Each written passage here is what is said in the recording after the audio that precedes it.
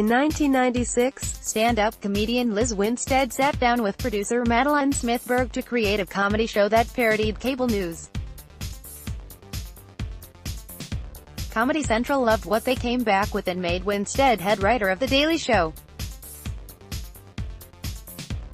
Winstead ran the writer's room and served as a correspondent for 2 years, until then-host Craig Kilburn told Esquire, "To be honest, Liz does find me very attractive. If I wanted her to blow me, she would." It was late 1997, and in those days, repercussions amounted to a 1-week suspension for Kilburn. In 1998, Winstead left the show. 1 year later, Jon Stewart took over and turned The Daily Show into a political comedy juggernaut. When he retired in 2015, Winstead got a cursory mention in the dozens of eulogies that ran online and in print. "It was," she says, "a little bit of a bummer." On the other hand, if people dismiss or minimize her participation in the show, Winstead has no problem saying, "Yeah, that foundation that Trevor and John and everybody built out on, the one that was so malleable and sturdy that they could do that, I made that." Winstead went on to co-found Air America in 2003, the progressive radio network launched Rachel Maddow and the podcast career of Marc Maron. She was fired 2 years later by a new president, a man who told her, "Comedy is not a good tool for social change." The company filed for bankruptcy and folded in 2010. Winstead has spent the years since actively disproving that attitude with her own comedy and the non-profit reproductive rights organization Lady Parts Justice League. She and her team of writers engage audiences via funny videos and live shows weaving in the latest news on abortion laws and clinics. They also visit clinics across the country, doing everything from replanting their gardens, to throwing them parties, and taking them out to dinner, says Winstead. "We did a complete overhaul on a reception area of a clinic. Currently, Lady Part's team of 12 works out of a shared office space in Brooklyn. Winstead shows me her desk crammed into a tiny room with 2 others. The top is a muddle of papers, hot sauce, coffee made and uterus paraphernalia, including a stuffed puppet. Her name is Eunice, and a uterus-shaped neon light that emits a soft pink glow." She regrets the lack of old takeout containers, which would give me a more complete picture of her work habits.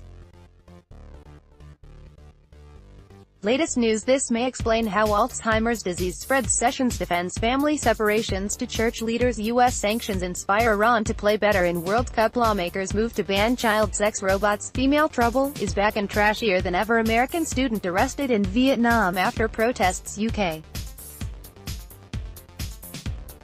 youth mental health epidemic blamed on Facebook. The Badger Creek Fire in Wyoming has doubled in size. The group is gearing up for its 2nd annual Magical Mystery Tour, an 8-week, 8-city roadshow, featuring comics, performers and activists.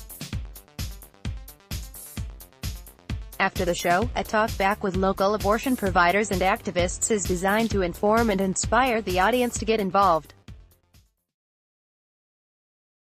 After years of incorporating politics into her comedy, this, says the 56-year-old Winstead, was the logical next step.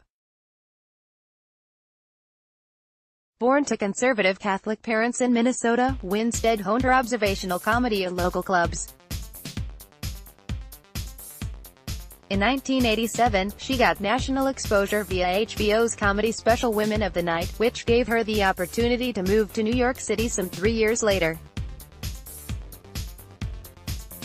In her 2012 memoir, Liz Free or Die, Winstead described being on a terrible blind date at a sports bar.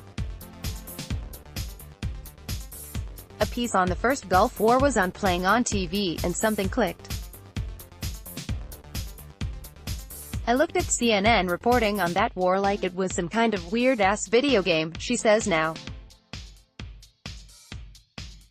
I felt like they were trying to sell me on war, instead of report on one. The Daily Show was all about mocking news coverage, and her Air America show, Unfiltered, which debuted in 2004, had host Rachel Maddow offering witty commentary on news overlooked by the mainstream. In 2010, when states started passing anti-abortion laws, the news became more personal. Winstead had had an abortion when she was 17.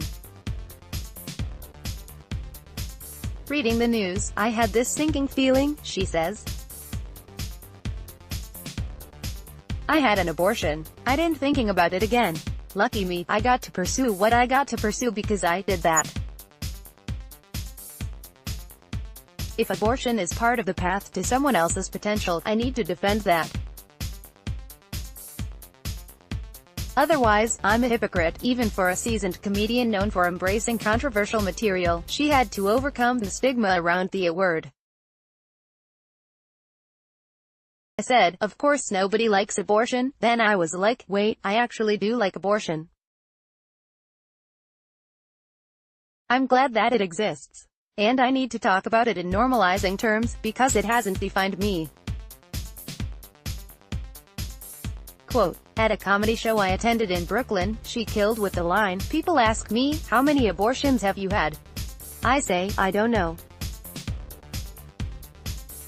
I don't keep receipts. Often, she does readings of her essay, All Knocked Up, about her experience getting pregnant the first time she had sex with her high school boyfriend.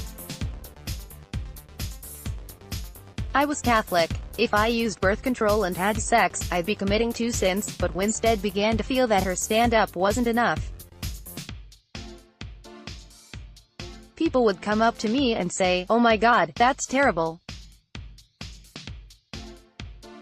What can I do? I was like, I don't know.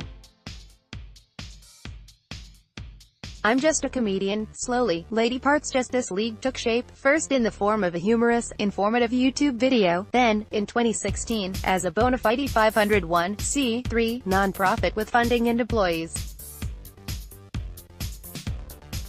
The name is a nod to Michigan State Representative Lisa Brown, who was barred from speaking after uttering the word vagina, rather than a cutesy euphemism, on the House floor. When President Donald Trump took office in January, Winstead knew she had to take her message deeper into America, with a national tour.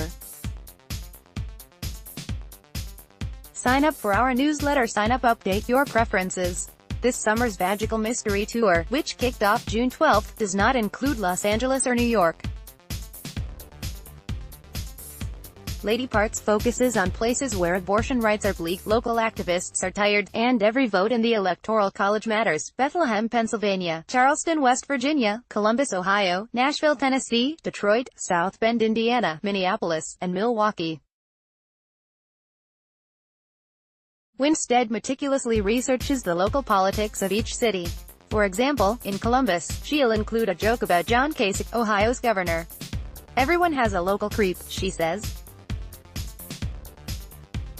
Or 5. The only thing she misses about the entertainment industry is the money.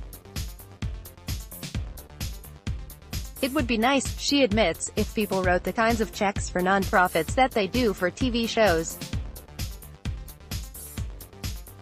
But there are perks, no network notes, she says. No one's saying, are men gonna like this? She's grateful for the In those early days of stand-up, women rarely got to work together and share our experiences. There wasn't an internet where we could say, hey, that club owner in X town. Watch out for him, says Winstead, who insists she's not bitter about her untimely exit from The Daily Show. After all, she says, it launched a big, fat permission slip to take on the world in new ways. There's an audience for what I do because that show exists. Request, reprint or submit correction.